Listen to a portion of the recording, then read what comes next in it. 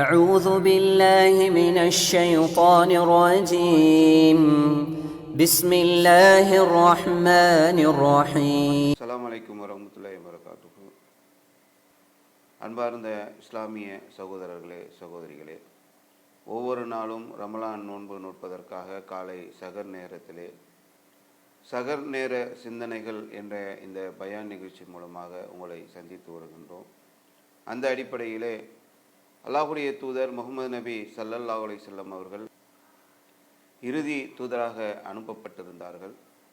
தன்னுடைய தூதுத்துவ பணியை நிறைவு செய்து தன்னுடைய கடைசி காலகட்டத்தில் பல இடங்களில் அவர்கள் ஆற்றிய உரை வரலாற்றுகளிலே பொன்னெழுத்துக்களால் வைர வரிகளால் பாதுகாக்கப்பட்டு நபிகள் நாயகம் ஸல்லல்லாஹு அலைஹி வஸல்லம் அவருடைய இறுதி பேருரையாக இன்று வரை மக்களிடத்தில் இருந்து கொண்டிருக்கிறது.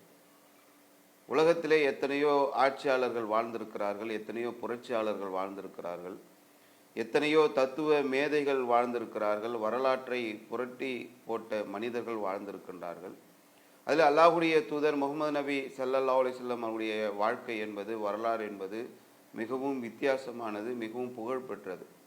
இதை நாம் சொல்வதை விட வரலாற்று ஆய்வாளர் கிறிஸ்துவராக இருக்கக்கூடிய மைக்கேல் எச் ஹார்ட் என்பவர் சொல்கின்றார்.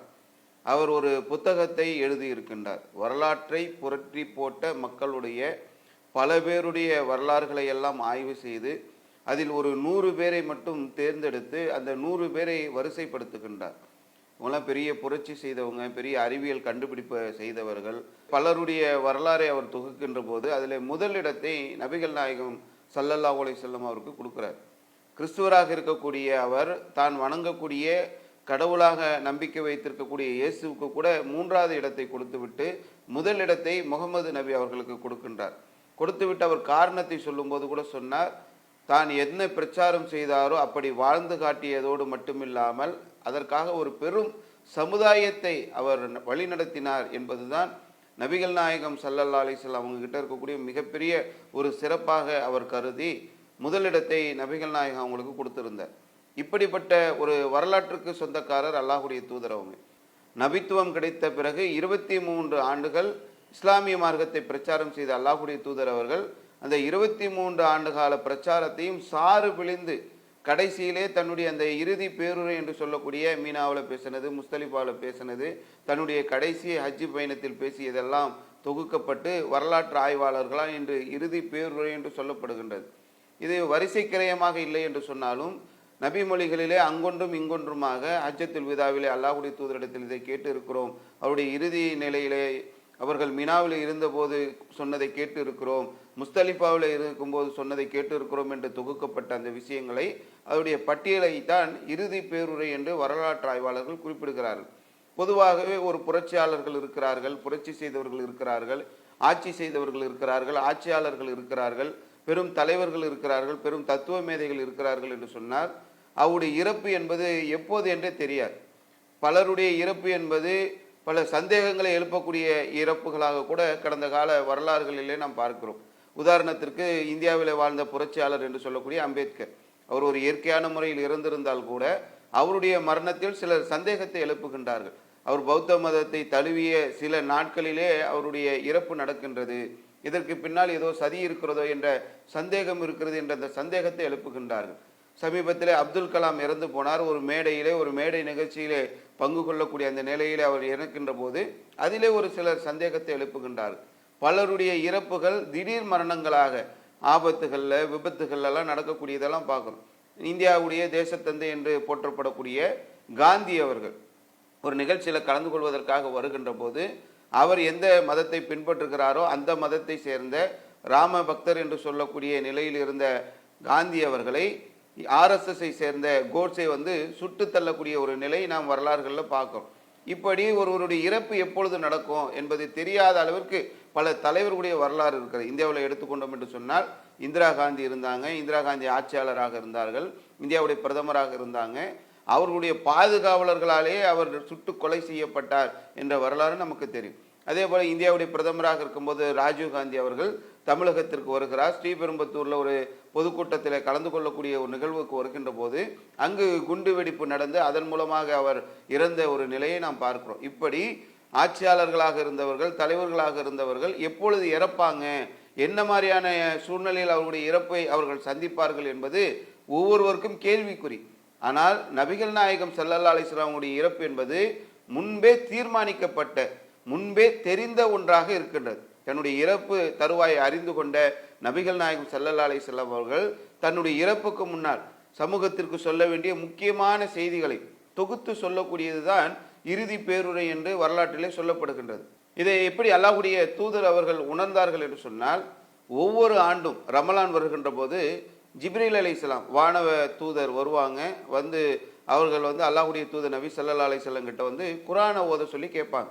கிட்டத்தட்ட 23 ஆண்டுகள் நபித்துவத்தோட அல்லாஹ்வுடைய தூதர் இருந்தார்கள். 22 ஆண்டுகள் ரமலானுக்கு முன்னால் வந்த ஜிப்ரீல் அலைஹிஸ்ஸலாம் அவர்கள் குர்ஆனை ஓத சொல்லி கேட்கின்ற போது ஒரு முறை ஓத சொல்லி கேட்பாங்க. அது வரைக்கும் ஒரு வருஷத்துக்கு என்ன வந்ததோ அதை முதல் ஆண்டில் கேட்டாங்க. 2 வருஷத்துக்கு என்ன வந்ததோ அது 2வது ஆண்டில் கேட்டாங்க. 3 வருஷத்துக்கு என்ன குர்ஆன் வந்ததோ அதை 3வது ஆண்டில் கேட்டாங்க. இப்படி ஒவ்வொரு ஆண்டுகளும் வந்த தொகுப்புகளை எல்லாம் ஒவ்வொரு ஆண்டு அந்த ரமலானுக்கு முன்பாக ஒரு முறை ஓத சொல்லி அதை சரி பார்த்து விட்டு ஜிப்ரீல் அலைஹிஸ்ஸலாம் போவாங்க. இப்படி ஜிப்ரீல் அலைஹிஸ்ஸலாம் ஒவ்வொரு ஆண்டும் ஒரு முறை கேட்டுக்கொண்டிருந்த அந்த சூழ்நிலையில் நபித்துவத்துடைய 23வது ஆண்டில் ஜிப்ரீல் அலைஹிஸ்ஸலாம் குர்ஆனை 2 முறை ஓத சொல்லி கேட்கிறார்கள். அதாவது 22 வருஷம் ஒரு நடைமுறை இருந்தது. 23வது வருஷம் அந்த நடைமுறை அப்படியே மாறுகின்றது. அல்லாஹ்வுடைய தூதர் அவர்கள் இதை வைத்தே கணித்து விடுகின்றார்கள், இதோடு நாம் கடைசி நிலையை அடைந்து விட்டோம், நாம் மரண தருவாயை நெருங்கி விட்டோம் என்பதை ரமலான் மாதத்திலே அல்லாஹ்வுடைய தூதர் அவர்கள் உணர்ந்து கொள்கிறார்கள்.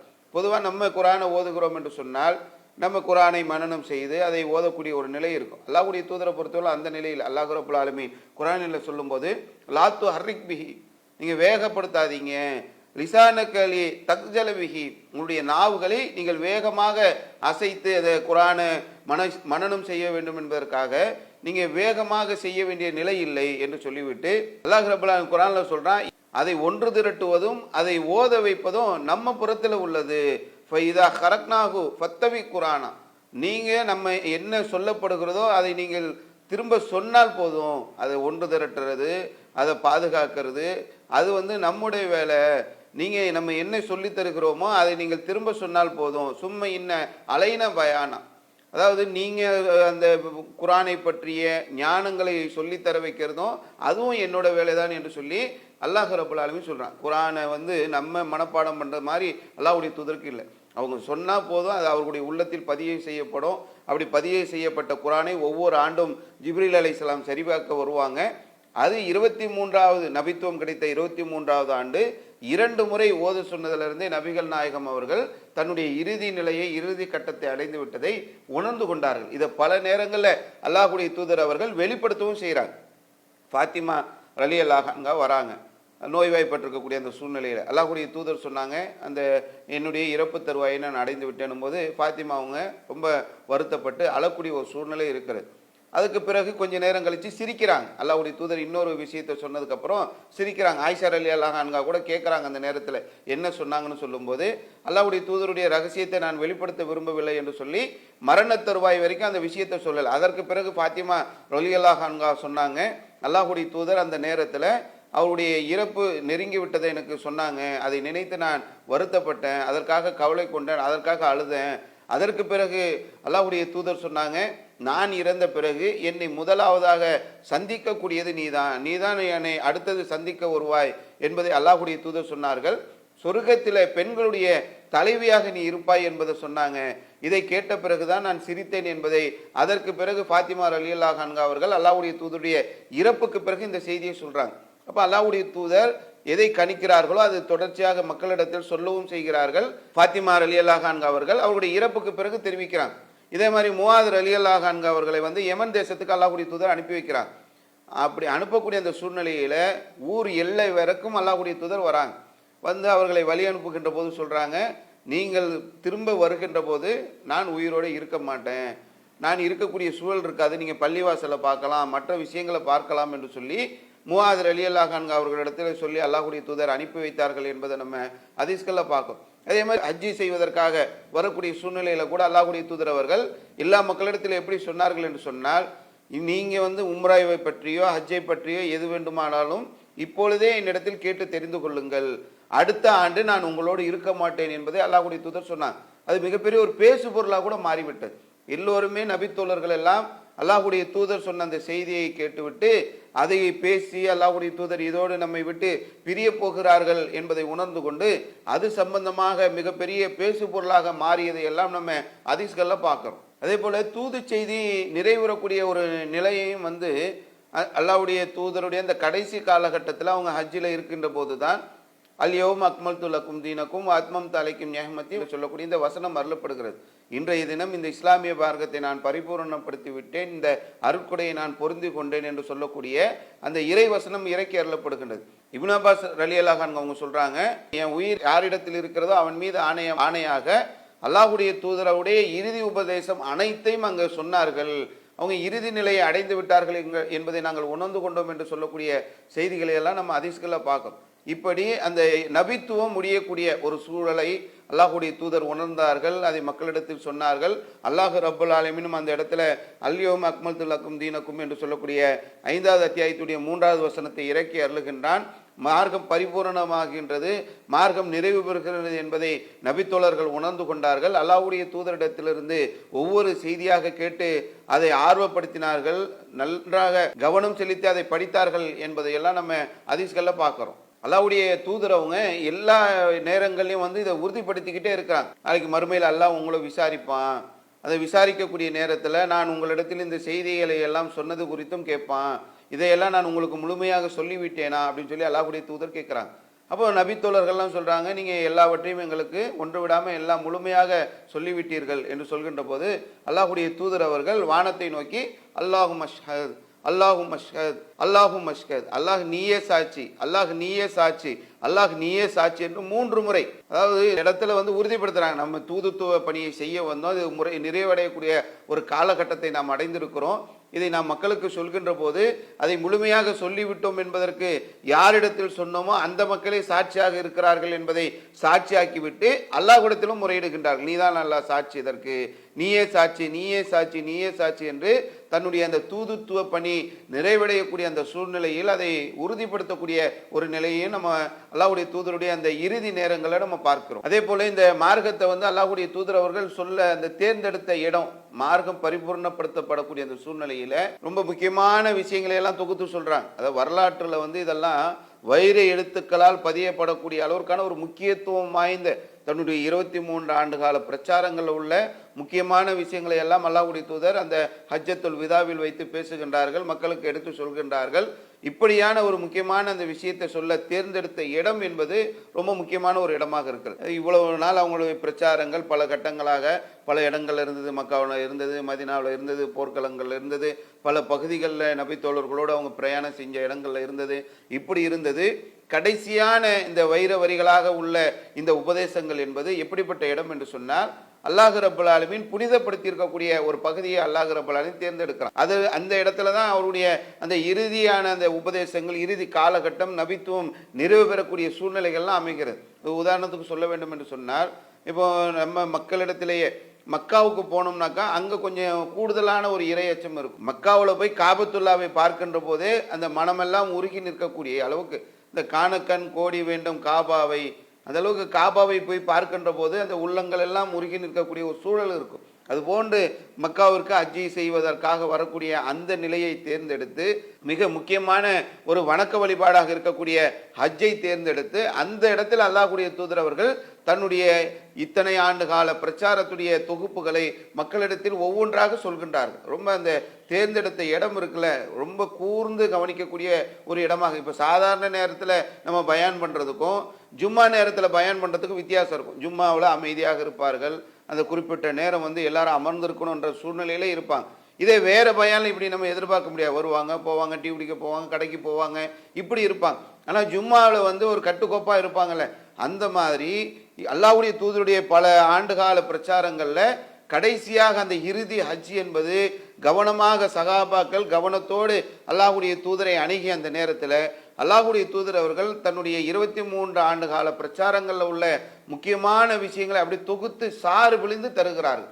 ஒவ்வொரு விஷயத்தையும் அவர்கள் பேசி அந்த பேச்சுகளை நம்ம எடுத்து பார்க்கின்ற போது சமூகத்திற்கு தேவையான, சமுதாயத்திற்கு தேவையான, இஸ்லாமிய சமுதாயத்திற்கு தேவையான வழிகாட்டுதல்களை எல்லாம் தொகுத்து அல்லாஹ்வுடைய தூதர் அவர்கள் தன்னுடைய அந்த இறுதி பேருரையில் கொடுத்திருக்கிறார்கள் என்பதை நம்ம பார்க்க முடிகின்றது. அதே போல் எடுத்து பார்த்தீர்கள் என்று சொன்னால் அல்லாஹ்வுடைய தூதர் சொன்னது முன்ன பின்ன வரும், ஒவ்வொருத்தர் இது முன்ன இது பின்னன்னு வாங்க. நம்ம ஹதீஸ்களில் உள்ளதை தொகுத்து தருகின்ற போது அதில் உள்ள செய்திகளை நாம ஒரு வரிசைப்படுத்தி தரக்கூடிய அளவுக்கான முதல்ல சகோதரத்துவத்தை பற்றி அல்லாஹ்வுடைய தூதர் அங்கே சொல்லியிருந்தாங்க.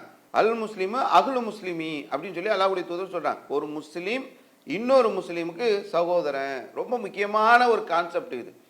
ரொம்ப அடிப்படையான விஷயத்தை அல்லாஹ்வுடைய தூதர் அவர்கள் நமக்கு சொல்லித் தருகிறார்கள். ஒரு முஸ்லீம் என்று சொன்னால் அவர் இன்னொரு முஸ்லீமுக்கு ஒரு சகோதரனை போல. இது தன்னுடைய 23 ஆண்டு கால பிரச்சாரத்தில் பல இடங்கள் அல்லாஹ்வுடைய தூதர் இந்த பாடத்தை நடத்தியிருக்கிறார். ஒரு முஸ்லீம் என்பவன் இன்னொரு முஸ்லீமுக்கு ஒரு கட்டிடத்தை போல, ஒரு முஸ்லீம் இன்னொரு முஸ்லீமுக்கு ஒரு கண்ணாடியை போல, ஒரு முஸ்லீம் இன்னொரு முஸ்லீமுக்கு ஒரு உடலை போல, ஒரு சதத்துண்டு போல என்று சொல்லி அல்லாஹ்வுடைய தூதர் பல வர்ணனையை சொல்றாங்க. உதாரணத்துக்கு தலைவலிக்குது, தலைவலிக்கிறது என்று சொன்னால் கை சும்மா இருக்குமா, கால் சும்மா இருக்குமா? ஒரு மருத்துவமனைக்கு கால் ஓடும், மாத்திரை எடுத்து கை போடும். கண்ணுல ஒரு வழியா உடனே உடம்பெல்லாம் படபடக்கும், துடி துடிக்கும்.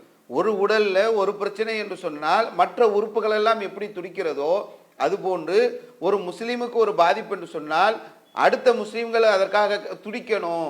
அந்த உணர்வு பூர்வமாக அல்லாஹ்வுடைய தூதர் ஒரு முஸ்லீம் என்று சொன்னால் இன்னொரு முஸ்லீமுக்கு ஒரு முஸ்லீம் சகோதரனை போல அந்த சகோதரத்துவத்தை அல்லாஹ்வுடைய தூதர் ரொம்ப ஆழமாக அவங்க வாழ்ற காலத்தில் நமக்கு போதித்து விட்டு சென்றிருக்கிறார்கள். அல்லாஹ் கூட குர்ஆன்ல சொல்லும்போது நீங்க நரகத்துடைய விளிம்புல இருந்தீங்க, உங்களுக்கு மத்தியில் பகைமையா இருந்தீங்க, உங்களை நம்ம சகோதரர்களாக ஆக்கினோம் என்று சொல்லி அல்லாஹ் ரப்பல் ஆலமீன் நமக்கு சொல்லி தருகிறான். இந்த சகோதரத்துவத்தை அவங்க வாழக்கூடிய காலத்தில் அல்லாஹ்வுடைய தூதர் ஏற்படுத்தி இருந்தாங்க.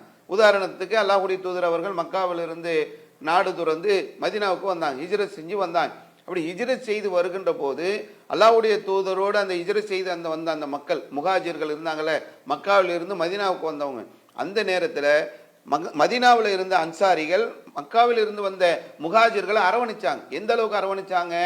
எல்லாமே அவங்களுக்கு என்னென்ன உதவி தேவையோ அத்தனை உதவிகளையும் செஞ்சாங்க. இந்த சகோதரத்துவத்தை தான் அல்லாஹ்வுடைய தூதர் அவர்கள் வாழக்கூடிய காலத்திலேயே அந்த இஸ்லாமிய சமுதாயத்துக்கு ஏற்படுத்தினாங்க. எங்க இருந்தோ வராங்க, கூட பிறந்த அண்ணன் தம்பிக்கு மத்தியிலே இன்று சகோதரத்துவம் இல்லை, ஒரு ஊர்ல உள்ளவங்க மத்தியிலே இன்னைக்கு சகோதரத்துவம் இல்லை. ஏதோ ஒரு ஊர்ல இருந்து வருகின்றவர்களுக்கு மதீனாவாசிகள் செய்த அந்த உதவிகளை நாம் எடுத்து பார்க்கின்ற போது நமக்கு ஆச்சரியப்பட வைக்கிறது. என்ன வேணுமோ, உங்களுக்கு என்ன உதவி வேணுமோ அவ்வளோ உதவி செய்கிறோம், நீங்கள் வாங்க எங்கள் வீட்டில் தங்குங்க, எங்கள் சொத்தில் உங்களுக்கு நாங்கள் பாதி தரோம், கடைத்தெருவுக்கு வாங்க வியாபாரம் செய்வதற்கான உதவி தரோம், உங்களுக்கு தேவையான ஆடைகளை நாங்கள் தருகிறோம், உங்களுக்கு என்ன வேணும், உங்களுக்கு திருமணம் முடிக்க வேணுமா, எங்கள் வீட்டில் உள்ளவங்களை நாங்கள் திருமணம் முடித்து தருகிறோம் என்று சொல்லக்கூடிய அளவிற்கு ரொம்ப ஒரு சகோதரத்துவத்தோடு அவங்க இருந்த ஒரு சூழலை பார்க்குறோம். அல்லாஹ்வுடைய தூதரவர்களுக்கு பஹ்ரைன்ல இருந்து வருமானம் வரக்கூடிய சில அந்த சொத்துகள், அந்த நிலங்கள்லாம் கிடைக்கிது. அந்த கிடைக்கின்ற நேரத்தில் அல்லாஹ்வுடைய தூதர் அன்சாரிகளுக்கு அதை பகிர்ந்து தராங்க, எல்லாருக்கும் பங்கிட்டு கொடுக்குறாங்க. அப்போ அன்சாரிகள் என்ன நினைக்கிறாங்கனாக்கா, முஹாஜிர்கள் வந்திருக்கிறாங்களே அவர்களுக்கும் இது கொடுக்கப்பட வேண்டும் என்று சொல்லி அன்சாரிகள் விருப்பப்படுறாங்க. இதை அல்லாஹ்வுடைய தூதரிடத்திலும் தெரிவிக்கிறாங்க. அப்போ அல்லாஹ்வுடைய தூதர் சொன்னாங்க, ஒரு காலம் வரும், அப்போ இந்த சுயநலப்போக்கு அதிகமாயிரும், நீங்கள் என்னை சந்திக்கின்ற வரைக்கும் நீங்கள் பொறுமையாக இருங்கள் என்று சொல்லி அல்லாஹ்வுடைய தூதர் அன்சாரிகளுக்கு அந்த நேரங்களில் உபதேசம் பண்ணுறாங்க. இப்படி ரொம்ப பாசமாக நேசமாக கொடுக்கணுன்ற நிலையில இருக்கிறாங்க. ஒரு நேரத்தில் எடுத்து பார்த்தீர்கள் என்று சொன்னால் ஹவாசின் குலத்தாருடைய அந்த வெற்றி பரிசுகள் வருது. வெற்றி பரிசுகள் வரும்போது புதுசாக இஸ்லாத்தை ஏற்றுக்கொண்டிருந்தவங்களுக்கு அல்லாஹ்வுடைய தூதர் ஒரு 100 ஒட்டகங்களை பிரித்து தராங்க. அப்போ அன்சாரிகளில் உள்ள ஒரு சிலர் பேசும்போது எப்படி பேசுகிறாங்கன்னா, நம்ம வந்தவங்களை அரவணைச்சோம், நிறைய கொடுத்தோம், நிறைய தியாகம் பண்ணியிருக்கிறோம், நம்ம செய்த உதவிகள் என்ன, இப்போ ஒரு வெற்றி பரிசு வருகிறது, அது நமக்கு பங்கிடாமல் அவர்களுக்கு பங்கிடப்படுகிறது என்று சொல்லி அதை ஒரு பேசு பொருளாக மாற்றுறாங்க. அப்போ அல்லாஹ்வுடைய தூதருக்கு இந்த செய்தி கிடைத்த உடனே எல்லா அன்சாரிகளையும் அழைக்கிறாங்க. அன்சாரிகளை அழைத்து இந்த மாதிரி நீங்கள் பேசினீர்களா, இப்படி சொன்னீர்களா என்று சொன்ன உடனே அன்சாரிகளில் விவரமானவர்கள் எழுந்திரிச்சு பேசுகிறாங்க, அல்லாஹ்வுடைய தூதர் நாங்கள் அப்படி பேசலை, நாங்கள் அது மாதிரி சொல்லலை, எங்களில் விவரம் அறியாதவர்கள் அப்படி சொல்லியிருக்கிறாங்கள் என்று சொன்ன உடனே அல்லாஹ்வுடைய தூதர் அவங்களுக்கு அப்படியே அந்த நேரத்திலையும் சொல்கிறாங்க, மாதிரி இஸ்லாத்தை தழுவி வந்தவர்கள் அவர்களுக்கு உதவிக்காக நம்ம அதை கொடுத்துருந்தோம் என்று சொல்லிவிட்டு அல்லாஹ்வுடைய தூதர் சொல்கிறாங்க, நான் அன்சாரிகளை ரொம்ப நேசிக்கிறேன், மற்றவங்களாம் ஒரு வழியிலையும் அன்சாரிகள் ஒரு வழியில் போனால் நான் அன்சாரிகள் பக்கமாக தான் வருவேன், அந்த பரிசு பொருட்களை நீங்கள் விரும்புகிறீங்களா, இல்லை அல்லாஹ்வுடைய தூதரும் உங்களோட இருக்கணும்னு விரும்புகிறீங்களான்னு உடனே அன்சாரிகளை விவரமானவர்கள் சொன்னால் அல்லாஹ்வுடைய தூதரம் தான் எங்களுக்கு இருக்கணும், அவங்களோட இருக்கணும் தான் நாங்கள் விரும்பப்படுறோம் என்று சொல்லி அப்படி சொல்லக்கூடிய அந்த செய்திகளை பார்க்குறோம். இப்படி அந்த சகோதரத்துவத்தில் ஒரு பிரச்சனை வந்துடக்கூடாது என்பதை அல்லாஹ்வுடைய தூதர் அவங்க வழி நடத்தி கொண்டு சென்ற நிலைகளை பார்க்கணும். அல்லாஹ்வுடைய தூதர் இடத்துல ஒருத்தர் வந்து கேட்குறாரு, அல்லாஹ்வுடைய தூதரே எனக்கு பசியாக இருக்கிறேன், எனக்கு உணவளிங்க அப்படின்னு கேட்கும்போது அல்லாஹ்வுடைய தூதர் தன்னுடைய மனைவிமார்களிடத்துல கேட்குறாங்க. எல்லா இடத்துலையும் கேட்குறாங்க, எங்கேயுமே உணவு இல்லை. ஒரு சாம்ராஜ்யத்துடைய சக்கரவர்த்தியாக இருந்தவங்க, ஒரு பெரிய மன்னராக இருந்தவங்க, பெரிய இப்போ நிலப்பரப்புக்கு ஆட்சியாளராக இருந்தவங்க, ஒருத்தர் பசின்னு வந்து கேட்குறாரு. அல்லாஹ்வுடைய தூதருடைய வீட்டில் கொடுக்கறதுக்கு சாப்பாடு இல்லை. உடனே அங்கே இருந்த தோழர்களிடத்துல அல்லாஹ்வுடைய தூதர் சொல்கிறாங்க, எனக்காக யார் இவருக்கு விருந்தளிப்பது அப்படின்னு. உடனே ஒரு அன்சாரி தோழர், நான் அழைச்சிட்டு போகிறேன்னு அழைச்சிட்டு போகிறாங்க. வீட்டுக்கு போனால் எவ்வளோ அந்த அவங்களுக்கு ஆர்வம் இருந்திருக்கும் பாருங்கள். வீட்டுக்கு போகிறாங்க, எதுவும் உணவு இல்லை, கொடுக்கறதுக்கு உணவு இல்லாத நிலையில் கூட அவங்க என்ன பண்ணுறாங்க, அல்லாஹ்வுடைய தூதருடைய விருந்தாளியை கண்ணியப்படுத்தணும், உபசரிக்கணும்னு சொல்லி அழைச்சிட்டு வராங்க. மனைவி கிட்ட போய் சொல்கிறாங்க, ஒன்றுமே இல்லை எங்கள் வீட்டில், பிள்ளைகளுக்கான உணவு தானே இருக்குது அப்படின்னு. உடனே அவங்க 2 பேரும் பேசிக்கொண்டு பிள்ளைகளை உறங்க வைத்து விட்டு இருக்கக்கூடிய அந்த உணவை அவர்களும் சாப்பிடாமல் வந்திருந்த அந்த உறவினர்கள் அந்த விருந்தாளிக்கு கொடுக்குறாங்க. இதற்கு பிறகு மறுநாள் அல்லாஹ்வுடைய தூதர் வந்து சொல்கிறாங்க, நீங்கள் நடந்த அந்த உங்களிடத்தில் நடந்த அந்த சம்பவத்தை பார்த்து அல்லாஹ் ரப்பல் ஆலமீன் மகிழ்ச்சி அடைஞ்சான் என்று சொல்லி அந்த நேரத்தில் ஒரு வசனம் இறங்குது. தங்களுக்கு தேவை இருக்கின்ற போது கூட அடுத்தவர்களுக்கு முன்னுரிமை கொடுப்பாங்க, அடுத்தவர்களுக்கு உதவி செய்யணுன்ற அந்த மனநிலையில் இருப்பார்கள் என்ற அந்த சகோதரத்துவத்தை அல்லாஹ்வுடைய தூதர் அவங்க வாழக்கூடிய காலத்திலேயே அந்த சமுதாயத்தில் உருவாக்கினாங்க. இதனால தான் மைக்கேல் எச் ஹார்ட் சொல்கிறாரு, வரலாற்றில் எவ்வளவோ பேருடைய வரலாறுகளை அவங்க ஆய்வு செய்து தொகுத்தாலும் நான் ஏன் முகம்மது அவர்களுக்கு முதலிடத்தை கொடுக்கிறேன் என்று சொன்னால், அப்படிப்பட்ட ஒரு ஒரு உன்னதமான ஒரு சமுதாயத்தை அல்லாஹ்வுடைய தூதர் அவங்க உருவாக்கி சென்றிருக்கிறாங்க. அந்த பேசின அந்த பேச்சுகள், அவங்களுடைய வரலாற்றில் நடந்த அந்த சம்பவங்கள், அவங்களுடைய தூதுத்துவ எதையெல்லாம் எடுத்து சொன்னார்களோ அதனுடைய சுருக்கத்தை தான் அல்லாஹ்வுடைய தூதர் அவங்க ஹஜ்ஜத்துல் விதாவில் சொன்னாங்க. ஒரு முஸ்லீம் இன்னொரு முஸ்லீமுக்கு சகோதரன், சகோதரத்துவத்தோடு இருக்கணும். இங்கே வந்து சாஃபி அனஃபின்னு பிரிஞ்சு கிடக்கிறது, வெளியூர்லேருந்து வந்தான்னாக்கா அவனை வந்தேரின்னு பேசுறது, மேலே தெரு கீழே தெருன்னு பிரித்து வைக்கிறது, இப்படியெல்லாம் இல்லாமல் முஸ்லீம்கள் எல்லோரும் சகோதரர்களாக அண்ணன் தம்பிகளாகத்தான் வாழ வேண்டும் என்ற ஒரு நிலையை அல்லாஹ்வுடைய தூதரவங்க நமக்கு ஹஜ்ஜத்துல் விதாவில் உணர்த்தி இருக்கிறாங்க. அடுத்த கவனிக்கக்கூடிய ஒரு முக்கியமான விஷயம் என்னன்னு சொன்னால், மனித உரிமைகள் விஷயத்தில் அல்லாஹ்வுடைய தூதர் ரொம்ப கவனமாக அவங்களுடைய பிரச்சார காலத்தில் நமக்கு சொல்லிட்டு போனாங்க. அதையே ஹஜ்ஜத்துல் விதாவிலையும் சொல்கிறாங்க. எப்படி சொல்கிறாங்கன்னா, இந்த நாள் எப்படிப்பட்ட நாள் தெரியுமா, இது எந்த மாதம் தெரியுமா, இது எந்த ஊர் தெரியுமா, இப்படி ஒவ்வொரு கேள்வியாக கேட்குறாங்க. சகாபாக்களுக்கு கேட்கும்போது சகாபாக்கள் என்ன நினைக்கிறாங்கன்னா, அல்லாஹ்வுடைய தூதர் ஏதோ புதுசாக சொல்ல போகிறாங்க போல என்று சொல்லி அவங்க யோசிச்சுக்கிட்டு அல்லாஹ்வுடைய தூதரும் தான் அறிஞ்சவங்க. இது எந்த ஊருன்னு கேட்கும்போது அல்லாஹ்வுடைய தூதரும் தான் அறிஞ்சவங்க. இது எந்த நாள்னு கேட்கும்போது அல்லாஹ்வுடைய தூதரும் தான் அறிஞ்சவங்க. இது எந்த மாதம் என்று கேட்கும்போது அல்லாஹ்வுடைய தூதரும் தான் அறிந்தவர்கள் என்று சொல்லி திரும்ப திரும்ப அதையே சொல்கிறாங்க. கடைசி அல்லாஹ்வுடைய தூதர் இந்த நாள் எப்படி புனிதமானதோ, இந்த மாதம் எப்படி புனிதமானதோ, இந்த ஊர் எப்படி புனிதமானதோ, இன்ன திமாக்கும் அம்பாலுக்கும் அகராலுக்கும் அலைக்கும் ஹராம், இது எப்படி புனிதமானதோ அதே போன்று ஒரு முஸ்லீமுடைய உயிர், ஒரு முஸ்லீமுடைய உடைமை, ஒரு முஸ்லீமுடைய மானம், இந்த மூன்றும் புனிதமானது. நான் அல்லாஹ்வுடைய தூதர் மக்காவையும் ஹஜ்ஜத்துல் விதாவில் இருக்கின்ற அந்த நேரத்தில் இருக்கக்கூடிய அந்த நகரத்தை குறிப்பிட்டு விட்டு, இருக்கக்கூடிய அரஃபா தினத்தை குறிப்பிட்டு விட்டு, அந்த ஊரை மக்கா என்று சொல்லக்கூடிய அந்த புனித நகரத்தை குறிப்பிட்டு விட்டு, இதெல்லாம் எப்படி புனிதமானதோ இதே போன்று ஒரு முஸ்லீமுடைய உயிர், அவனுடைய உடைமை, அவனுடைய மானம் புனிதமானது. நாங்கள் ரொம்ப முக்கியமான ஒரு கவனிக்க வேண்டிய ஒரு விஷயத்தை அல்லாஹ்வுடைய தூதர் இங்கே பாடம் நடத்துகிறாங்க. இப்போ உலகத்திலேயே எங்க யதார்த்தமாக எடுத்து பார்த்தோன்னா, ஒரு மனுஷன் இன்னொரு மனுஷன் மட்டம் தட்டுறது, ஒருத்தன் கருப்பாக இருப்பான், ஒருத்தன் சிவப்பாக இருப்பான், ஒருத்தன் குட்டையாக இருப்பான், ஒருத்தன் நெட்டையாக இருப்பான், ஒருத்தன் குள்ளமாக இருப்பான், ஒருத்தன் உயரமாக இருப்பான், ஒருத்தன் குண்டாக இருப்பான், ஒருத்தன் ஒல்லியாக இருப்பான், ஒருத்தன் ஊனமுற்று இருப்பான், ஒருத்தன் ஆரோக்கியமாக இருப்பான், எந்த ஊனமுற்று நிலையிலும் இல்லாமல் இருப்பான், ஒருத்தன் நோயாளியாக இருப்பான், ஒருத்தன் ஆரோக்கியமாக இருப்பான், ஒருத்தன் ஏழையாக இருப்பான், ஒருத்தன் பணக்காரனாக இருப்பான். இதை வைத்து கொண்டு கேலி கிண்டல் செய்கிறது.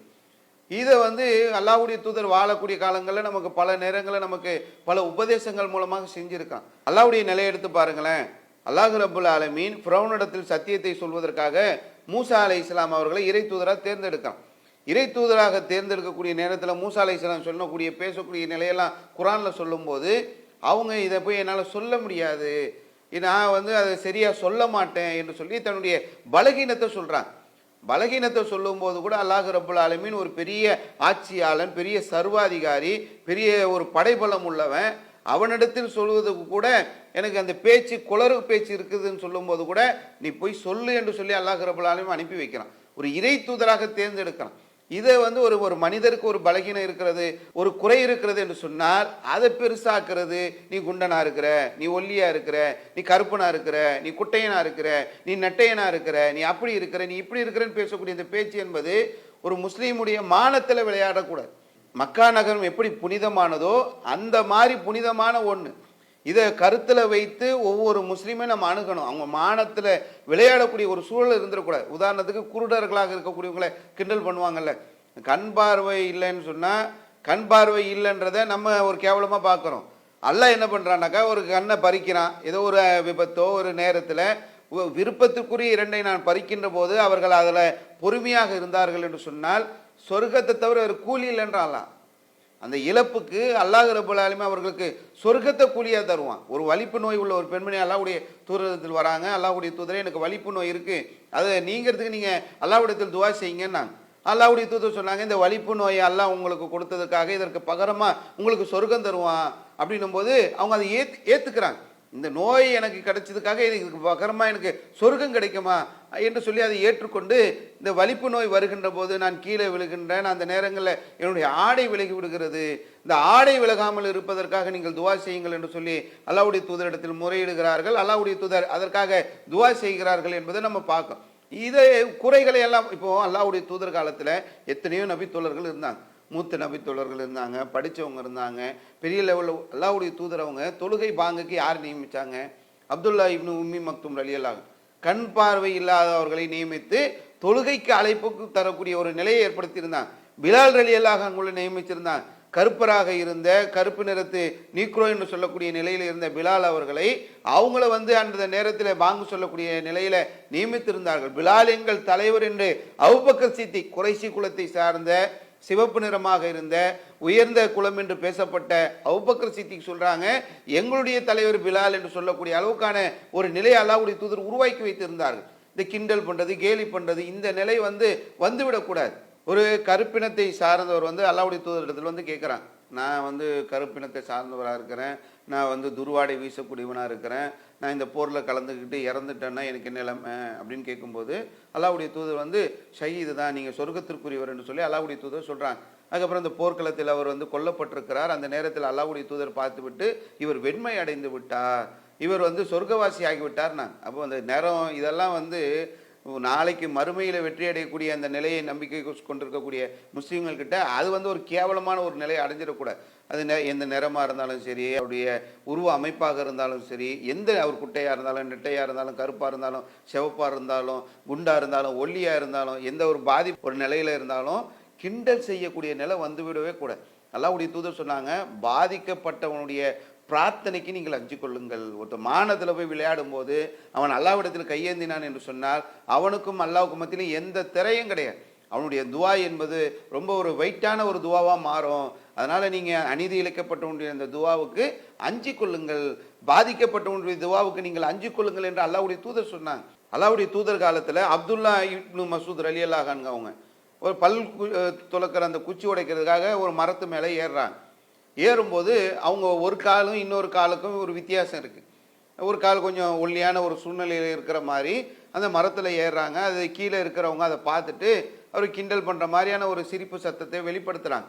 இப்போ அல்லாஹ்வுடைய தூதர், என்னப்பா ஏன்ப்பா இப்படியான சிரிப்பு சிரிக்கிறீங்க அப்படின்னும் போது அவருடைய அந்த கால் தான் அதுக்கு காரணம் என்று சொல்லி மக்கள் கிண்டல் பண்ணுறாங்க. அல்லாஹ்வுடைய தூதர் இடத்துல சொல்கிறாங்க. அப்போ அல்லாஹ்வுடைய தூதர் சொன்னாங்க, மீசான் தராசிலேயே உஹது மலையுடைய கணத்தை விட அவருடைய கால் கனத்ததாக இருக்கும், அவருக்கு அவ்வளவு நன்மை அதன் மூலமாக கிடைக்கும். மீசான் தராசு என்பது உலகத்தில் நம்ம தங்கத்தை எடை போடுறோமே அந்த மாதிரி உள்ள தராசு கிடையாது. உலகத்தில் நம்ம எத்தனையோ பொருட்களை எடை போடுறதுக்கு வச்சிருக்கிறோமே அப்படியான தராசு. மீசான் தராசு என்பது நன்மையை எடை போடுவதற்காக இருக்கக்கூடிய ஒரு தராசு. அந்த தராசில் உஹது மலை அளவுக்கான ஒரு கனம் உள்ளதாக அவருடைய கால்கள் இருக்கும். அவ்வளவு நன்மைகளை அவர் பெற இருக்கிறார் என்பதை அல்லாஹ்வுடைய தூதர் சொல்கிறாங்க. அப்போ ஒரு பலகீனத்தை வச்சு நம்ம கிண்டல் பண்ணக்கூடிய ஒரு நிலை வந்துடக்கூடாது. அப்படி அந்த அவங்களுடைய மானத்தில் விளையாடக்கூடிய ஒரு சூழல் வந்துடக்கூடாது. ரொம்ப முக்கியமான ஒன்று. அதனால தான் அல்லாஹ்வுடைய தூதர் அவர்கள் இந்த நாள் எப்படி புனிதமானதோ, இந்த நகரம் எப்படி புனிதமானதோ, அதுபோன்று ஒரு முஸ்லீமுடைய உயிரும் உடமையும் அவனுடைய மானமும் புனிதமானதுன்னா அதில் குறிப்பாக நம்ம வாழக்கூடிய இந்த இந்திய தேசத்தில் முஸ்லீம்களுடைய உயிர் ரொம்ப அற்பத்திலும் அற்பமாக இன்று கருதப்படுகிறது. குருவியை சொல்கிற மாதிரி சொல்கிறான். முஸ்லிம்கள் அடித்து கொலை செய்யப்படுகிறார்கள். கேட்கறதுக்கு நாதி இல்லாத அளவிற்கு முஸ்லிம்களுடைய உயிர் என்று சாதாரணமாக வாங்கப்படக்கூடிய ஒரு சூழல் இருக்கிறது. முஸ்லிம்களுடைய உடைமைகளுக்கு உத்தரவாதம் இல்லாத ஒரு நிலையை ஏற்படுத்தியிருக்கிறார்கள். எத்தனையோ இடங்கள்ல முஸ்லிமுடைய வீடுகள் மட்டும் குறிவைத்து இடிக்கப்படுகின்றது. புல்டோசர் அரசியலை நடத்தி கொண்டிருக்கிறார்கள். முஸ்லிமுடைய மானத்தில் விளையாடி கொண்டிருக்கிறார்கள்.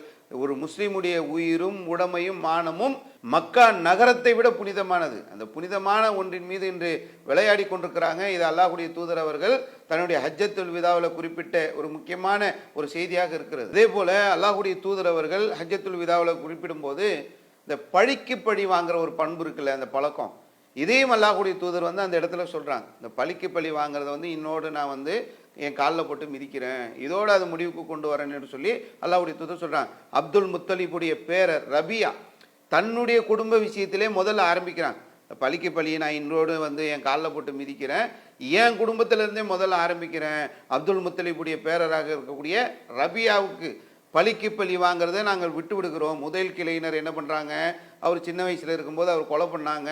முதல் கிளையினரை பழிக்கு பழி வாங்க மாட்டோம், அதை பழிக்கு பழி வாங்குவது என்பது இன்றிலிருந்து கிடையாது என்று சொல்லி அல்லாஹ்வுடைய தூதர் அதை டிக்ளேர் பண்ணுறாங்க. பழிக்கு பழி வாங்கக்கூடாது. மன்னிச்சு விடுறதோ இல்லை ஏதாவது ஒரு தவறு நடந்தது என்று சொன்னால் அரசாங்கம் தான் பழி தீர்க்கணும், மனுஷன் தீர்க்கக்கூடாது. மனிதர்களுக்கு மனிதர்கள் பழி தீர்க்கிறோன்னு போனாக்கா அது வாழையடி வாழையாக அந்த பிரச்சனை வந்துக்கிட்டே இருக்கும். அடுத்து அவன், அடுத்து இவன், அடுத்து அவன், அடுத்து இவன் சொல்லி அங்கே ஒருத்தர், இங்கே ஒருத்தர், அங்கே ஒருத்தர், இங்கே ஒருத்தர்னு இப்படி கொலைகள் விழக்கூடிய ஒரு சூழ்நிலை வரும். அதனால தான் இஸ்லாம் என்ன சொல்கிறது என்று சொன்னால் கண்ணுக்கு கண், பல்லுக்கு பல். அதை அரசாங்கம் செய்ய, நீ செய்யாது. நீங்க பழிக்கு பழி வாங்கக்கூடிய நிலையை நீங்க கையில் எடுக்கக்கூடாது என்று சொல்லி அல்லாஹ்வுடைய தூதர் சொல்றாங்க. அது பழிக்கு பழி வாங்குற நிலை. நான் சமீபத்தில் நெல்லை மாவட்டத்துக்கு பயணம் செய்கின்ற அந்த நேரத்தில் ஒரு பகுதியில் ஃபுல்லா போலீஸ் நிற்கிது. அந்த ஊருக்கு வெளியில எல்லையில போலீஸ் எப்பொழுதும் இருக்கிற மாதிரி ரோந்து பணியில் ஈடுபடுற மாதிரியான செட்டப்லாம் இருக்கு. என்னன்னு கேட்டோம்னா அங்க 2 பிரிவா இருக்கிறாங்க அந்த ஊர் மக்கள். இங்கே ஒருத்தரை கொலை பண்ணாங்கன்னா அடுத்து அந்த பக்கத்தில் உள்ள ஒருத்தரை கொலை பண்ணுவாங்க. அவர் யாரு, இவர் கொலை பண்ணவரா, எதையும் பார்க்க மாட்டாங்க. எங்கள் பக்கத்தில் ஒருத்தனை நீ போட்டியா, உங்கள் பக்கத்தில் நாங்கள் ஒருத்தனை போடுவோம் என்று சொல்லி அங்கே ஒரு கொலை விழுந்தது என்று சொன்னால் அடுத்து இங்கே ஒரு கொலை விழும். அவன் எந்த குடும்பத்தை சார்ந்தவன், யார், அவன் பின்னாடி யார் இருக்கா, அவன் தாயை சுமக்கக்கூடியவனா, தந்தையை சுமக்கக்கூடியவனா, அவனை நம்பி குடும்பத்தில் எத்தனை பேர், எதையும் பார்க்கறது இல்லை. நீ எங்க சமுதாயத்தில் ஒருத்தர் கொலை பண்ணியா, ஓ சமுதாயத்தில் நான் ஒருத்தனை கொலை பண்ணி. இந்த நூற்றாண்டில் கூட மனித நாகரிகத்தினுடைய உச்சிக்கு சென்று விட்டான். கல்வி வளர்ந்து விட்டது, அறிவினுடைய உச்சிக்கு சென்று விட்டோம். எத்தனையோ கண்டுபிடிப்புகளை நாம் கண்டுபிடித்திருக்கிறோம் என்று சொல்லக்கூடிய இந்த காலகட்டத்தில் கூட பழிக்கு பழி நிலை இருக்கிறது. அல்லாஹ்வுடைய தூதர் 1400 ஆண்டுகளுக்கு முன்பாகவே ஹஜ்ஜத்துல் விதாவில் வைத்து சொல்கிறார்கள், இனி பழிக்கு பழி இல்லை, என்னுடைய குடும்பத்திலிருந்து ஆரம்பிக்கிறேன். ஃபர்ஸ்ட் ரபியாவுடைய பழிக்கு பழி இல்லை, அது கேன்சல், அதுல இருந்து நான் ஆரம்பிக்கிறேன் என்று சொல்லி அல்லாஹ்வுடைய தூதர் ஆரம்பிக்கிறாங்க. எவ்வளவு ஒரு முக்கியமான ஒரு விஷயம் என்பதை நம்ம இதுல கவனிக்கணும். நம்ம அதே மாதிரி எடுத்து பார்த்தீங்கன்னு சொன்னா ரவுடிகள் இருக்காங்கல்ல, யாராவது ஒரு ரவுடி வெட்டப்பட்டார் என்று சொன்னால் உடனே சொல்லுவாங்க, இவர் அவரை வெட்டி இருந்தாரு, அவருடைய தம்பி இவரை வெட்டுறாரு, இவருடைய அண்ணன் அவரை வெட்ட போறாரு, அவர் அவங்க பிள்ளையை வெட்டுவார், இவரு உங்க பிள்ளையை வெட்டுவாரு, இப்படியே போயிட்டே இருக்கிறது. இந்த பழிக்கு பழி வாங்கக்கூடிய அந்த பண்பை அரசாங்கம் தான் கையில் எடுக்கணும். அல்லாஹ்வுடைய தூதர் காலத்துல ஒரு பெண்மணிக்கு நகையை பறிக்கிறான், அந்த பெண்ணை குத்துயிரும் கொலையுருமா அடிச்சு போட்டு போறான். அப்போ அல்லாஹ்வுடைய தூதர் விசாரிக்கிறாங்க, யாருமா இன்னாரா இன்னாரா இன்னாரான்னு விசாரிக்கும் போது யார் அதற்கு உரியவனோ தெரிந்த உடனே 2 கற்களை வைத்து நசுக்கி அவன் சாகடிக்கப்பட்ட ஒரு நிலையை பார்க்க அரசாங்கம் கையில் எடுக்கணும். அரசாங்கம் ஒருத்தன் கொலை செய்கிறான் என்று சொன்னால் கொலை செய்த குற்றவாளியை தண்டிக்கக்கூடிய ஒரு நிலையை அரசாங்கம் எடுக்கின்ற போது தான் அந்த பழிக்கு பழி வாங்கக்கூடிய நிலை நிற்கும். இல்லைனாக்கா நீ என்ன போடுறியா, நான் உன்னை போடுறேன், இப்படி பழிக்கு பழின்னு போனால் எங்கே நிம்மதி இருக்கும்? அப்போ ஒரு அரசாங்கம் செய்ய வேண்டிய ஒரு வேலை தானே தவிர நீங்கள் அடுத்தவங்களை பழி தீர்க்க போகாதீங்க என்று சொல்லி அல்லாஹ்வுடைய தூதர் அதற்கு ஒரு முற்றுப்புள்ளி வைக்கிறார். சமூகத்திற்கு சொல்ல வேண்டிய ஒரு முக்கியமான பாடத்தை அல்லாஹ்வுடைய தூதர் நடத்திட்டு போகிறாங்க. அடுத்தவனை கொலை பண்ணிக்கிட்டே இருந்தால் என்ன ஆகுறது? அல்லாஹ் குர்ஆன்ல சொல்லும்போது கூட மன் கத்தல நப்ச பக்கன்னமா கத்தல நாச ஜம்மியா, ஒருத்தரை கொலை பண்ணா ஒரு சமுதாயத்தை கொலை பண்ண பாவம் கிடைக்கும். ஒருத்தன் நினைக்கிறியா நீ ஒருத்தனை கொலை பண்ணியனாக்கா ஒரு சமுதாயத்தை கொலை செஞ்சதுக்கான ஒரு பாவம் அது என்று சொல்லி இஸ்லாம் கடுமையாக தடுக்குது. அப்போ அந்த பழிக்கு பழி வாங்கக்கூடிய அந்த நிலை இருக்கக்கூடாது. அந்த மனசு மாறணும். தவறு ஒருத்தர் மன்னிக்க கூட முன்வரலாம், இல்லை தண்டிக்க வேண்டும் என்று சொன்னால் அரசாங்கம் அந்த செயலை செய்ய வேண்டும். தனிநபர்கள் தங்கள் கையில் சட்டத்தை எடுக்கக்கூடாது என்பதை அல்லாஹ்வுடைய தூதரவர்கள் தன்னுடைய இறுதி பேரில் முத்தாய்ப்பாக குறிப்பிட்ட அந்த செய்திகளில் அதுவும் இடம்பெற்றிருக்கக்கூடிய ஒரு நிலையை நாம் பார்க்கிறோம். அதே போல் இன்னொரு முக்கியமான விஷயத்தை அல்லாஹ்வுடைய தூதர் சொல்கிறாங்க. அதாவது இப்போ கூட தீர்க்கப்படாத ஒன்று, பல இடங்களில் இன்று வரைக்கும் மிகப்பெரிய அளவில் தாண்டவமாடி கொண்டிருக்கக்கூடிய ஒரு முக்கியமான ஒரு பிரச்சனை அல்லாஹ்வுடைய தூதர் அங்கே பேசுகிறாங்க. எவ்வளவு அற்புதமான அவங்களுடைய அந்த வாழ்க்கையில் நடந்த அந்த பிரச்சாரங்களுடைய தொகுப்பை அல்லாஹ்வுடைய தூதர் சொன்னார்களோ அதில் எல்லாம் செலக்டடாக இப்போ நீங்கள் எடுத்து பாருங்களேன். இன்றைய தினத்தில் நீங்கள் எடுத்தீர்கள் என்றால் கூட பல இடங்களில் நீ பெரியவன் நான் பெரியவன், நீ அந்த ஜாதி நான் இந்த ஜாதி, நீ கருப்பன் நான் வெள்ளையன், நீ அந்த மொழி பேசக்கூடியவன் நான் இந்த மொழி பேசக்கூடியவன்ற அந்த நிலை பல இடங்களில் நடக்கிறது. மகாராஷ்டிரா மாநிலத்தில் மராத்தி என்ற அந்த மொழிக்காக எவ்வளவு கொலைகள் நடந்திருக்கிறது. கர்நாடகாவில் தமிழர்கள் அடிக்கப்பட்ட எத்தனை சம்பவங்கள் இருக்கிறது. தண்ணீர் தரமாட்டேன் நீ அந்த மொழி பேசக்கூடியவர்கள் என்று பிரித்து வைத்திருக்கக்கூடிய நிலை எவ்வளவு இருக்கிறது. பல இடங்களில் மொழியின் காரணமாக, நிறத்தின் காரணமாக, ஜாதியின் காரணமாக பல இடங்களில் இன்று வரைக்கும் பிரச்சனைகள் தீர்க்கப்படவே இல்லை. இன்று வரைக்கும் அந்த கோயிலில் போய் அந்த தாழ்த்தப்பட்ட மக்கள் தண்ணீர் குடித்தார்கள் என்று சொல்லி கட்டி வச்சு அடிக்கக்கூடிய நிலையை பார்க்குறோம். சின்ன பிள்ளைகள் என்று கூட பார்க்காமல் அடிக்கக்கூடிய நிலை. வளர்ந்த நாடுகளாக இருக்கக்கூடிய அமெரிக்கா போன்ற நாடுகள் இன்று வரைக்கும் தீரலையே. எத்தனை போராட்டங்கள் பண்ணி எவ்வளவு விடுதலைகள் வாங்கிய பிறகு கூட சமீபத்தில் ஜார்ஜ் ஃப்ளாய்டு என்று சொல்லக்கூடிய கருப்பினத்தை சார்ந்தவரை ஒரு வெள்ளை இனத்தை சேர்ந்த காவல்துறை அதிகாரி அவருடைய சாலையில் போட்டு அவருடைய கழுத்தை மிதித்து சாகடித்த அந்த சம்பவம். என்ன சொன்னாங்க? கருப்பர் என்று சொன்னால் அவ்வளவு கேவலமா என்று சொல்லி அவ்வளவு பெரிய போராட்டங்கள் அதற்கு பிறகு நடந்ததெல்லாம் பார்க்கும். இன்று வரைக்கும் தீர்க்கப்படாத ஒரு விஷயத்தை அல்லாஹ்வுடைய தூதர் ஹஜ்ஜத்துல் விதாவில் பேசுறாங்க. இன்ன ரப்பக்கும் வாஹீத், உங்களுடைய இறைவன் என்று சொல்லக்கூடியவன் ஒருவன் தான். அபாவுக்கும் வாஹீத், உங்களுடைய தந்தையும் ஒருவர் தான். உங்களுடைய இறைவன் என்று சொல்லக்கூடியவன் அவனும் ஒருவன் தான். உங்களுடைய தந்தை எல்லாம் ஆதம் என்று சொல்லக்கூடிய ஒரு தந்தையில் இருந்து தான், அவ்வா என்று சொல்லக்கூடிய ஒரு தாயில் இருந்து தான் இன்று பல்கி பெருகி இருக்கக்கூடிய இனி 700-800 கோடி மக்களும் அங்கிருந்து வந்தவங்க தான். ஒரு தாய் தந்தையிலிருந்து வந்தவங்க தான். நப்சிம் வாகிதா, ஒரே ஒரு ஆத்மாவில் இருந்து தான் இவ்வளவு பெரிய மனித சமுதாயம் பல்கி பெருகி இருக்கிறது என்பதை இஸ்லாம் பல இடங்களில் சொல்கிறது. அல்லாஹ்வுடைய தூதர் அந்த ஹஜ்ஜத்துல் விதாவில் வைத்து சொன்னார்கள், ஒரு அரபியரை விட அரபி அல்லாதவரோ, ஒரு அரபி அல்லாதவரை விட அரபியோ, ஒரு கருப்பரை விட வெள்ளையரோ, ஒரு வெள்ளையரை விட கருப்பரோ சிறந்தவர் கிடையாது. ரொம்ப அழகான அற்புதமான ஒரு விஷயத்தை அல்லாஹ்வுடைய தூதர் அவர்கள் நிறத்தின் பெயரால், மதத்தின் பெயரால், ஜாதியின் பெயரால் இன்னும் என்னென்ன பிரிவுகளை வைத்து மனிதர்களுக்கு மத்தியில் நீங்கள் ஏற்றத்தாழ்வுகள் கற்பிக்கிறீர்களோ அவ்வளவையும் அல்லாஹ்வுடைய தூதர் அவர்கள் இதெல்லாம் கிடையாது. உங்களுக்கு கடவுள் என்பவர் ஒருவர் தான், உங்களுடைய இறைவன் ஒருவர் தான், உங்களுடைய தந்தையும் ஒருவர் தான் என்று சொல்லி அல்லாஹ்வுடைய தூதர் அவர்கள் அந்த இனவெறி என்பது இருக்கக்கூடாது என்பதை அல்லாஹ்வுடைய தூதர் தன்னுடைய இறுதி பெருரையில் முத்தாய்ப்பாக சொன்ன செய்திகளை பார்க்குறோம். அதே போல் அல்லாஹ்வுடைய தூதர் அவங்க தன்னுடைய 23 ஆண்டு கால பிரச்சாரத்தில் பல மூட நம்பிக்கைகளுக்கு எதிராக பிரச்சாரம் பண்ணாங்க. அல்லாஹ்வுடைய தூதர் ஹஜ்ஜத்துல் விதாவில் சொல்கிறாங்க, எல்லா மூட பழக்க வழக்கங்களையும் என் காலில் போட்டு மிதிக்கிறேன், இன்னோட மூட நம்பிக்கைகளே இருக்கக்கூடாதுன்னாங்க. மூட நம்பிக்கைகளுக்கு இஸ்லாத்துக்கு எந்த சம்பந்தமும் கிடையாது. ஒரு மூட நம்பிக்கை ஒரு இஸ்லாமியர் ஏற்று நடக்கிறார் என்று சொன்னால் அவர் முஸ்லீமாக இருக்க முடியாது. அல்லாஹ்வுடைய தூதர் அவங்க எல்லா மூட நம்பிக்கைகளையும் ஒழிச்சிருக்கிறாங்க. வாழ்கிற காலத்திலேயே ஒவ்வொன்றாக இது மூட நம்பிக்கை, இது மூட நம்பிக்கை என்பதையெல்லாம் நமக்கு பிரித்து காட்டிட்டாங்க. இதெல்லாம் ஒரு முஸ்லீம் இடத்தில் வரவே கூடாது. அது ஜோசி என்ற பேரில் வந்தாலும் சரி, பில்லி சுனி என்ற பேரில் வந்தாலும் சரி, பேபிசாஸ் என்ற பேரில் வந்தாலும் சரி, நல்ல நேரம் கெட்ட நேரம் பார்த்து பால் கிதாப் ஜோசியம் பார்க்கறது அவங்க பார்க்குறாங்க, நாங்கள் பால் கிதாப் பார்க்குறோம்னு எப்படி போனாலும் மூட நம்பிக்கை ஒரு முஸ்லீம் கிட்ட வந்து விடவே கூடாது. அது அல்லாஹ்வுடைய தூதர் அவங்க தான் வாழக்கூடிய காலத்திலே பிரச்சாரம் பண்ணது. ஆனால் இன்னைக்கு இஸ்லாமிய சமுதாயத்தில் எடுத்து பார்த்தோம் என்று சொன்னால் அதுக்கு மாற்றமாக வாழ்ந்து கொண்டிருக்கிறார். பால் கிதாப் போய் பார்க்குறாங்க. எதுக்குங்க பால் கிதாப்னாக்கா நல்ல நேரம் கெட்ட நேரம் பார்க்குறோம், நாங்கள் கல்யாணம் பண்ணுறதுக்கு, கடை திறக்கிறதுக்கு, வீடு கட்டுறதுக்கு, இதுக்கு எது நல்ல நேரம் நாங்கள் கணிக்க போகிறோம். நீங்கள் எப்படிங்க கணிப்பீங்க? அதுக்கு ஆலிம் ஷா இருக்கிறாரு, ஆலிம் ஷா பார்த்து சொல்வார். அவர் பால் கிதாப்பை பெரட்டி 4 நட்சத்திரத்தை பார்த்து இது உங்களுக்கு நல்ல நாள். எப்படி நமக்கு நல்ல நாள் எப்படி அவருக்கு தெரியும்? அவர் வியாழக்கிழமை ஒரு ஃபங்க்ஷன் இருக்கும், வெள்ளிக்கிழமை ஒரு ஃபங்க்ஷன் இருக்கும், சனிக்கிழமை ஃப்ரீயாக இருப்பார். அந்த நாளை தேர்ந்தெடுத்து இது உங்களுக்கு நல்ல நாள் தருவோம். வேறு எப்படி தர முடியும்? நம்முடைய நல்ல நாள் அவருக்கு எப்படி தெரியும்? ஒருத்தருக்கு நல்ல நாள் கெட்ட நாள் இருக்கா? முதல்ல ஒருத்தருடைய நல்ல நாள் எது, ஒருத்தருடைய கெட்ட நாள் எது? இப்போ உதாரணத்துக்கு சுனாமி வந்தது டிசம்பர் 26ன்னு வைங்களேன். டிசம்பர் 26 சுனாமி வந்தது, இது கெட்ட நாளா? இது அன்னைக்கு பாதிக்கப்பட்ட மக்கள் இருக்கிறாங்க. சுனாமி 26 அன்னைக்கு பிறந்தவங்க எவ்வளோ பேர் இருப்பாங்க? அன்னைக்கு பிறந்தவங்களாம் அப்போ கெட்டதா? அப்போ ஒருத்தருக்கு நல்லது நடக்கிற நேரத்தில் இன்னொருத்தருக்கு கெட்டது நடக்கும். அப்போ நல்ல நாளை எப்படி நம்ம ஒரு நாளை நல்ல நாள் என்றோ ஒரு நாளை கெட்ட நாள் என்றோ முடிவு செய்யக்கூடிய அதிகாரம் யாருக்குமே கிடையாது. இஸ்லாம் அப்படி சொல்லவும் இல்லை. ஆனால் இவங்க என்ன பண்ணுறாங்க, முபாரக்கான நேரம், இந்த நேரம் தான் வந்து உங்களுக்கு நல்ல நேரம்னு முடிவு செய்கிறாங்க. அது எப்படி நீங்கள் முடிவு செஞ்சீங்க? உங்களுக்கு யார் சொன்னது? அந்த அதிகாரத்தை கொடுத்தது யார்? இஸ்லாம் சொல்லுதா? அல்லாஹ் சொல்கிறானா? அல்லாஹ்வுடைய தூதர் சொல்கிறாங்க, காலத்தை திட்டாதீங்க. காலத்தை யார் திட்டுகிறார்களோ அவர்கள் அல்லாஹ்வை நோவினை செய்கிறார்கள். காலத்தை திட்டுறதுக்கு உங்களுக்கு அதிகாரம் கிடையாது. காலமாக இருக்கக்கூடியவன் அல்லாஹ். அப்போ நீங்கள் வந்து நல்ல நாள் கெட்ட நாள் எப்படி நீங்கள் முடிவு செய்வீங்க? பில்லி சூனியன்னு போகிறாங்க. சூனியம் இருக்குது, நல்ல தொழுகக்கூடியவங்க 5 வேளை தொழுகிறாங்க, ஆனால் அவங்க நம்பிக்கை எப்படி இருக்குன்னா, எனக்கு சூனியம் வைக்கப்பட்டிருக்கு. என்னங்க உங்களுக்கு யாருங்க சூனியம் வச்சாங்க? மச்சான் வச்சாரு. உங்கள் மச்சான் எங்க உங்களுக்கு சூனியம் வச்சாரு? வியாபார போட்டி. என்ன வியாபாரம் போய் இவர் வச்சிருக்கிறது ஒரு பொட்டி கடை. என்னவோ அனில் அம்பானி மாதிரி பல மில்லியன் ட்ரில்லியன் அளவுக்கு கடையில் வியாபாரம் பண்ண மாதிரி மச்சான் வந்து சூனியம் வச்சுட்டாரு. இப்படி பேசக்கூடிய மக்களை நம்ம பார்க்கணும். அப்போ இந்த அளவுக்கு மக்களுக்கு மத்தியில் இந்த மூட நம்பிக்கைகள், ஜோசியம் போய் பார்க்கறது, எதிர்காலத்தை அவர் கணிச்சு சொல்லுவார்னு போகிறது, இதெல்லாம் வந்து இஸ்லாமிய மார்க்கத்தில் கிடையாது. பேய் கிடையாது, பிசாசு கிடையாது, எதுவும் கிடையாது. பேய் பிசாசு எப்படி வரும்? ஒரு இறந்து விட்டான் என்று சொன்னால் அவனுடைய நிலை என்ன என்பதை இஸ்லாம் நமக்கு அழகாக பாடம் நடத்துது.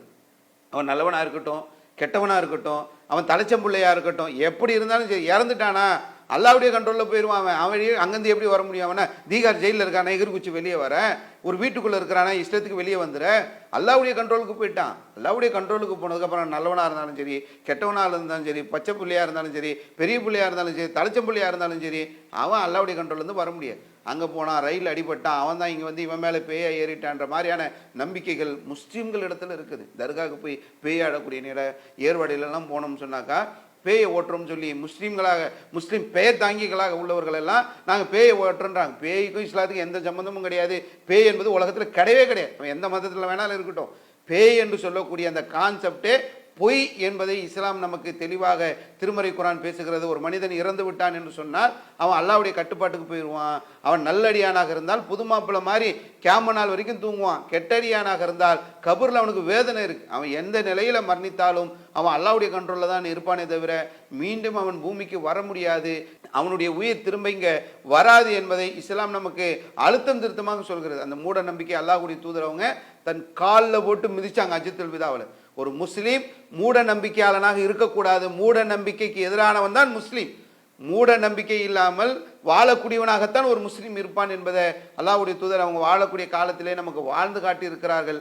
பகுத்தறிவு பேசக்கூடியவர்களுக்கெல்லாம் பாடம் நடத்தக்கூடிய மார்க்கம் இஸ்லாம். இந்த மார்க்கத்தில் இருந்து கொண்டு மூட நம்பிக்கையை வந்து இஸ்லாம் சொல்கிறது என்று சில அறியாமையில் முஸ்லீம்கள் சொல்லக்கூடிய ஒரு நிலையை பார்க்குறோம். அல்லாஹ்வுடைய தூதர் அவர்கள் தன்னுடைய இறுதி பேர்களை காலில் போட்டு மிதிச்சாங்க. அதை எல்லாத்தையும் சொல்லிட்டு அல்லாஹ்வுடைய தூதர் அந்த நேரங்களில் அலா பல்லக்து, நான் இதை ஏற்கனவே உங்களுக்கு சொல்லிட்டேனா என்று கேட்கிறார்கள். அதுக்கு நபித்தோழர்கள் சொல்லிட்டீங்க, சாட்சியாகவும் ஆக்கிக்கிறாங்க அல்லாஹ்வுடைய தூதர். அலா பல்லக்து, இதை நான் உங்களுக்கு சொல்லிட்டேனா, ஏற்கனவே சொன்னதைத்தான் அல்லாஹ்வுடைய தூதர் இங்கே சுருக்கமாக முக்கியமான விஷயமாக அதை தேர்ந்தெடுத்து சொல்றாங்களே தவிர இப்போதான் புதுசாக சொல்றாங்கன்னு அர்த்தம் கிடையாது. கடந்த காலங்களில் என்னெல்லாம் பிரச்சாரம் பண்ணாங்களோ அதோடைய சுருக்கத்தை, முக்கியமான விஷயங்களை தேர்ந்தெடுத்து அல்லாஹ்வுடைய தூதர் சொல்றாங்க. அதே மாதிரி அல்லாஹ்வுடைய தூதர் அவங்க அறியாமை காலத்து வட்டி பழக்க வழக்கங்கள் இன்றோடு க்ளோஸ், எல்லாம் க்ளோஸ். இதுக்கு மேலே வட்டியே கிடையாது. வட்டி ஹராம், வட்டி தடுக்கப்பட்டு விட்டது. யார் வட்டிக்கு கொடுத்தீங்களோ அவங்க திரும்ப வந்து வட்டி பணத்தை வசூல் பண்ணக்கூடாது. அது எங்கே ஆரம்பிக்கிறேன்னு சொன்னாக்கா, முதல்ல என் குடும்பத்தில் ஆரம்பிக்கிறேன். அப்பாஸ் பின் அப்துல் முத்தலிஃபுடைய மகன் அப்பாஸ் ஏற்கனவே உங்களுக்கு வட்டிக்கு கொடுத்துருந்தாரு, அதுக்கு யாரும் நீங்கள் வட்டி பணம் தர தேவையில்லை என்று சொல்லி அல்லாஹ்வுடைய தூதர் டிக்ளேர் பண்ணுறாங்க. வட்டின்னு சொன்னால் அல்லாஹ் குர்ஆன்ல சொல்கிறான், ஃபக்தனும் பி அர்பின் மினல்லாஹி வ ரசூலுஹு, அல்லாஹ்வுக்கும் அல்லாஹ்வுடைய தூதருக்கும் எதிராக போர் பிரகடனம் செய்வது. அந்த வட்டி தொழிலை யாரும் செய்யக்கூடாது, வட்டி வாங்கக்கூடாது, வட்டி கொடுக்கக்கூடாது என்று சொல்லி அல்லாஹ்வுடைய தூதர் அவங்க சொல்கிறாங்க. இதோடு இந்த வட்டி என்ற அந்த நிலை முடிகிறது. நீங்கள் அப்பாஸுக்கு யாரெல்லாம் வட்டி கொடுக்கணுமோ அவங்க கொடுக்க தேவையில்லை என்பதை அல்லாஹ்வுடைய தூதர் என் குடும்பத்திலிருந்து நான் முதல்ல ஆரம்பிக்கிறேன். எல்லாமே அடுத்தவங்களுக்கு சொல்லுவாங்க. அல்லாஹ்வுடைய தூதர் அவங்க வாழ்க்கையே குரானாக இருந்தது, அவங்க வாழ்க்கை வந்து ஒழுக்கமாக இருந்தது, அவங்க வாழ்க்கை நேர்மையாக இருந்தது. அவங்க அவ்வளவு பொருளாதாரம் இருக்கின்ற நேரத்தில் கூட ஏழ்மையான நிலையில் தான் அல்லாஹ்வுடைய தூதர் வாழ்ந்தாங்க. ஒழுக்கத்திற்கும் நேர்மைக்கும் சொந்தக்காரராக இருந்தவங்க அல்லாஹ்வுடைய தூதர். அடுத்தவன் செய்யும் சொல்லாமல் எல்லாவற்றையும் தான் முதலில் செய்ய வேண்டும் என்ற நிலையில் அல்லாஹ்வுடைய தூதர் இருந்தாங்க. ஒரு போர்க்களத்துக்கு போகும்போது கூட 3 பேர் நடந்து போகக்கூடிய ஒரு சூழ்நிலையில் மாறி மாறி நடக்கணும் போது அல்லாஹ்வுடைய தூதரை நீங்கள் வாகனத்தில் வாங்க, நாங்கள் மாறி மாறி நடக்கணும்னு 2 பேர் சொல்லும்போது நானும் நடப்பேன், நான் அல்லாஹ்விடத்தில் தேவையுள்ளவனாக இருக்கிறேன், நான் எனக்கும் கூலி வேண்டும் என்று சொல்லி எதை அல்லாஹ்வுடைய தூதர் போதித்தார்களோ அந்த அடிப்படையில் தான் தன் வாழ்க்கை அமைச்சாங்க. அப்போ வட்டி ஹராமு, வட்டி தடுக்கப்பட்டு விட்டது என்று சொன்னால் உங்களுக்கு மட்டும் இல்லப்பா, எனக்கும் அதுதான், என் குடும்பத்திலிருந்து முதலில் ஆரம்பிக்கிறேன் என்று சொல்லி அல்லாஹ்வுடைய தூதர் அவர்கள் முதல்ல அப்பாஸுக்கு நீங்கள் தர வேண்டிய வட்டியை ரத்து செய்கிறேன் என்று சொல்லி அல்லாஹ்வுடைய தூதர் டிக்ளேர் பண்ணாங்க. அப்போ இப்படியான ஒரு முக்கியமான விஷயங்களை எல்லாம் அல்லாஹ்வுடைய தூதர் தேர்ந்தெடுத்து பேசுனது தான் அந்த ஹஜ்ஜத்துல் விதா என்று சொல்லக்கூடிய இறுதி பேருரை. அதே மாதிரி அல்லாஹ்வுடைய தூதர் கடன் சம்பந்தமாகவும் சொன்னாங்க. கடன் இருக்குல்ல, இந்த கடன், இது சம்பந்தமாக அல்லாஹ்வுடைய தூதர் தன்னுடைய இறுதி பேருரையில் பேசுனாங்க. இரவல் வாங்குறீங்க, நீங்கள் கடன் வாங்குறது என்றது திருப்பி கொடுக்கப்பட வேண்டியது. யார் கடனுக்கு பொறுப்பாளியாக இருக்காரோ அவரும் அந்த கடனுக்கு பொறுப்புன்றாங்க. சும்மா நீ அவருக்கு பணம் கொடு அப்படின்னு சொல்லி நம்ம சாட்சியாக நின்றுட்டு எனக்கு அதுக்கு சம்மந்தம் இல்லை, நீ சாட்சியாக நின்னா நீயும் பொறுப்பாளி, கடனை திருப்பி தரப்பட வேண்டிய ஒரு முன்று என்று சொல்லி அல்லாஹ்வுடைய தூதர் சொல்கிறாங்க. கடன் வாங்கக்கூடாதுன்னு பல நேரங்களில் நம்ம உபதேசங்கள் செய்கிறோம். அல்லாஹ்வுடைய தூதர் கடனை வீட்டெல்லாம் பாதுகாப்பு தேடி இருக்கிறாங்க. ஒவ்வொரு அத்தியாயத்திலும் நம்ம கடனை விட்டு பாதுகாப்பு தேட சொல்லியிருக்கிறாங்க. கடன்றது கடனோடு ஒருத்தர் மரணித்து விட்டார் என்று சொன்னார் எல்லா பாவங்களும் ஒரு ஷஹீதுக்கு மன்னிக்கப்படும். ஒரு உயிர் தியாகி, அல்லாஹ்வுடைய மார்க்கத்திற்காக அல்லாஹ்வுடைய பாதையில் உயிர் கொடுத்தவர், அவருடைய எல்லா பாவங்களும் மன்னிக்கப்படும், கடனை தவிர. கடன்றது சாதாரண விஷயம் இல்லை. அல்லாஹ்வுடைய தூதர் வாழ்ந்த காலத்தில் நிறைய பேர் இறந்த ஜனாசா வரும். ஆரம்ப காலங்களில் அல்லாஹ்வுடைய தூதர் கேட்பாங்க, இவருக்கு எதுவும் கடன் இருக்கா, யாரும் பொறுப்பெடுத்துக்கிறீங்களா அப்படின்னும் போது யாராவது பொறுப்பேற்று கொண்டார்கள் என்று சொன்னால் அல்லாஹ்வுடைய தூதர் தொலை வைப்பாங்க. யாரும் பொறுப்பேற்காத சூழல் இருந்தால் உங்கள் சகோதரர்கள் நீங்களே தொழுது கொள்ளுங்கள், தொழு வைத்துக் கொள்ளுங்கள்னு போயிடுவாங்க. அப்போ கடன் இருந்தது என்று சொன்னால் அதில் கவனிக்க வேண்டிய விஷயம். பிற்காலத்தில் அல்லாஹ்வுடைய தூதர் அவர்கள் கடனோடு மரணிக்கின்ற அந்த சூழ்நிலையில் ஏதாவது ஜனாசா வந்தது என்று சொன்னால் அந்த கடனை நான் பொறுப்பேற்றுக் கொள்கிறேன். அது ஒரு ஆட்சி தலைவராக இருக்கிறவங்க, ஒரு மனிதன் இறக்கின்ற போது அவன் மேலே கடன் இருக்கக்கூடாதுன்னு நினைக்கிறாங்க. ஆனால் இந்த நம்ம வாழக்கூடிய நாட்டில் நம்ம எவ்வளோதான் கடனில் கூட இல்லாமல் வாழணுனாலும் ஆட்சியாளர்கள் நம்ம மேலே, ஆளக்கூடிய மாநில அரசாக இருந்தாலும் சரி, ஒன்றிய அரசாக இருந்தாலும் சரி, இந்த கடன் மேலே கடன் வாங்கிக்கிட்டே இருக்கிறான். எல்லாம் ஒவ்வொரு தலைமையிலையும் சுமத்தக்கூடிய அளவுக்கு கடன் இன்னைக்கு ஏறிக்கிட்டே போகுது. அவர் 5 கோடி வாங்கினார்னா நான் 50 கோடி வாங்குவேன், அவர் 50 கோடி வாங்கினா நான் 100 கோடி வாங்குவேன், அவர் 100 கோடி வாங்கினா நான் 1000 கோடி வாங்குவேன்னு போட்டி போட்டு கொண்டு கடன் வாங்கக்கூடிய ஒரு சூழ்நிலையெல்லாம் பார்க்கணும். இப்போ அது திருப்பி தர வேண்டியது, திருப்பி தரக்கூடிய நிலை இருக்குதான்னு பார்க்கணும். கடன் வாங்கும்போதே திருப்பி தரன்ற எண்ணத்தோடு வாங்கணும். எவனோ அடுத்து வரப்போகிற ஆட்சியாளர் எவனோ சாக போகிறான்ற அளவுக்கு வாங்கி வாங்கி ஆயிரக்கணக்கான கோடிகளை போட்டுட்டு இருக்கிறாங்க.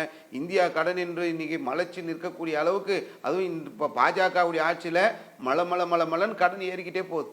இப்போ இந்த கடன் என்பது திருப்பி தரப்பட வேண்டிய ஒன்று.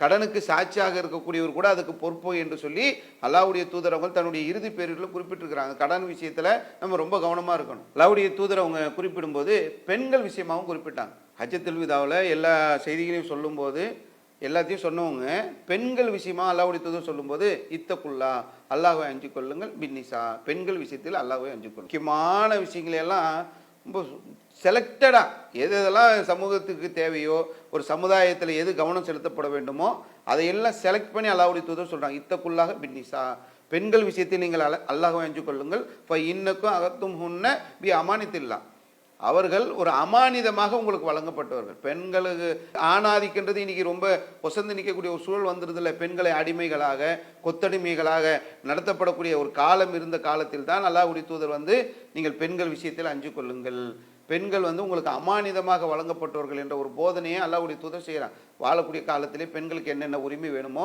அவ்வளவு உரிமைகளும் அவங்க வாழக்கூடிய காலத்திலே கொடுத்தாங்க. பெண்கள் கல்வி கற்கலாம், பெண்களுக்கு கல்வி கற்கக்கூடிய உரிமையை கொடுத்தார்கள். அல்லாஹ்வுடைய தூதருடைய மனைவியாக இருந்த ஆயிஷா ரலியல்லாஹு அன்ஹா அவர்கள் தான் மார்க்கத்துடைய பல சட்டங்களை மக்களுக்கு விளக்கி இருக்கிறாங்க. அதே மாதிரி பெண்களுக்கு சொத்துரிமை இருக்குதுன்னாங்க.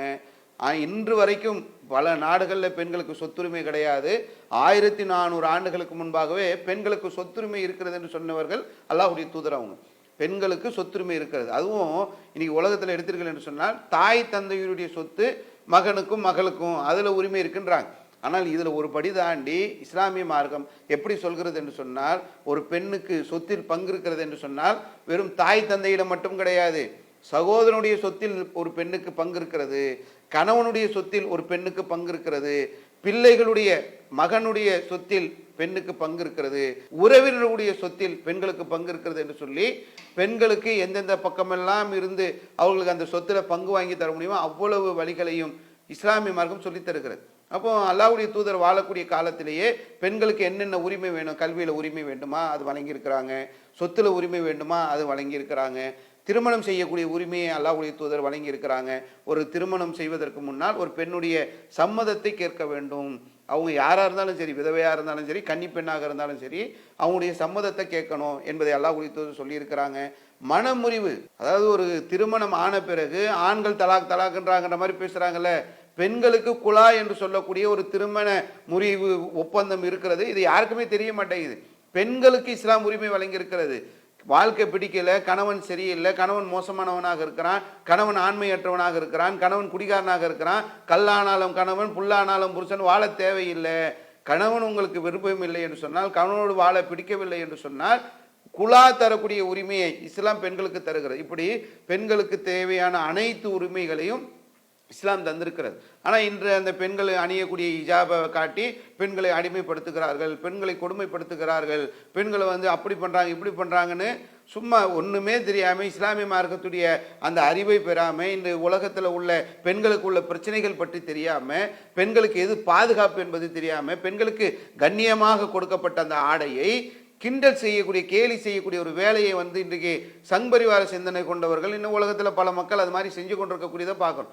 பெண்கள் பாதுகாப்பிற்காக கொடுக்கக்கூடியது தான் ஹிஜாப் என்று சொல்லக்கூடிய இந்த ஆடை. அது அவங்களை அடிமைப்படுத்துவதற்கு கிடையாது. அவங்க கல்வி கற்கிறதுக்கு அவங்க என்ன உடலைத்தான் மறைக்கிறாங்க, அவங்க மூளையை மறைக்கல, ஏதோ மூளையவே மறைச்ச மாதிரி நினைச்சுக்கிறாங்க. இந்த பெண்கள் ஹிஜாப் அணிந்து கொண்டு இன்னும் எத்தனையோ பெரும் பெரும் பதவிகளில் இருக்கிறாங்க, பெரும் கல்வியாளர்களாக இருக்கிறாங்க, பெரும் புரட்சிக்கு சொந்தக்காரர்களாக இருக்கிறாங்க. விமானம் ஓட்டக்கூடிய அளவுக்கு இன்று இஸ்லாமிய பெண்கள் வளர்ந்திருக்கிறார்கள். பல நாடுகளில் இராணுவத்தில் பணிபுரிகிறார்கள், காவல்துறை அதிகாரிகளாக இருக்கிறார்கள். இஸ்லாம் அவங்களை அடிமைப்படுத்துகிறது என்று சொல்லக்கூடியதே பொய். அதுதான் அல்லாஹ்வுடைய தூதர் சொன்னாங்க, பெண்கள் விஷயத்தில் நீங்கள் அஞ்சு கொள்ளுங்கள், அவங்க உங்களுக்கு அமானிதமாக கொடுக்கப்பட்டவங்க, அவங்களை கண்ணியமான முறையில் நடத்தணுன்றதை வாழக்கூடிய காலத்திலே சொன்னாங்க. ஒரு மனிதன் அன்பு செலுத்த வேண்டும் என்று சொன்னால் அதற்கு உரிமை படைத்தது அவனுடைய தாய். முதல்ல கேட்கும்போது அதுதான் உன் தாய் தான்றாங்க, அடுத்தது யாருன்னு கேட்கும்போது அதுவும் தாய் தான்றாங்க, அடுத்ததுன்னு கேட்கும்போது அதுவும் தாய் தான். 3 தடவை கேட்கிறாரு ஒரு நபித்தோழர், உன் தாய் உன் தாய் உன் தாய். அடுத்தது 4வது கேட்கும்போது உன்னுடைய தந்தை. நான் பெண்களுக்கு தர வேண்டிய கண்ணியத்தை இஸ்லாம் பல இடங்களில் சொல்லி சொல்லி தருகிற. ஒரு கணவன்னா எப்படி இருக்கணும், ஒரு மனைவியை எப்படி நடத்தணும், மனைவிக்கு உள்ள உரிமைகள் என்ன, அந்த மனைவி எப்படியெல்லாம் இருந்து கணவனுக்கு கட்டுப்படணுன்றதையெல்லாம் அல்லாஹ்வுடைய தூதர் வாழக்கூடிய காலத்தில் தெளிவாக சொல்லிட்டு போயிட்டாங்க. ஒரு பெண் என்று சொன்னால் அவர் வளைந்த விலா எலும்பிலிருந்து படைக்கப்பட்டவர். அதை நேராக்க போனீங்கன்னா நீ உடைச்சிருவ, அதை வளைந்த நிலையில் வைத்துக்கொண்டு நீ இன்பத்தை அனுபவித்துக் கொள்ளுன்னா. ஒரு பெண் இருக்கிறா, அவளுக்கு பிடிக்காத விஷயங்கள் உனக்கு நிறைய இருக்குதா, பிடித்த விஷயங்கள் எது, அதை கொண்டு நீ திருப்தி அடைந்து கொள்ளுன்னாங்க.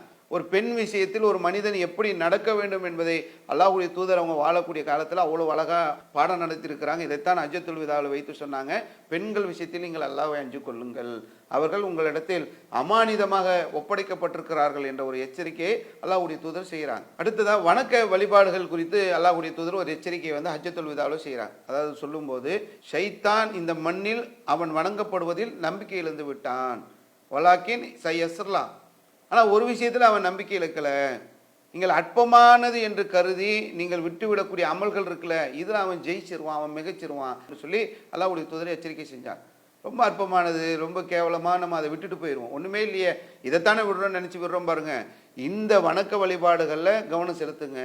அற்பமானது என்று சொல்லி நீங்கள் அதை விட்டு விடாதீர்கள், அதில் சைத்தான் உங்களை மிகைத்து விடுவான் என்று சொல்லி அல்லாஹ்வுடைய தூதர் அவங்க வணக்க வழிபாடுகள் செய்வதில் கவனம் செலுத்தணும். அற்பமானது என்று சொல்லி வணக்க வழிபாடுகளை விட்டுவிடக்கூடாது என்பதை அல்லாஹ்வுடைய தூதர் நமக்கு ஒரு எச்சரிக்கை செய்கிறார்கள். அதே போல் ஆட்சியாளருக்கு கட்டுப்பட்டு நடக்கணும்.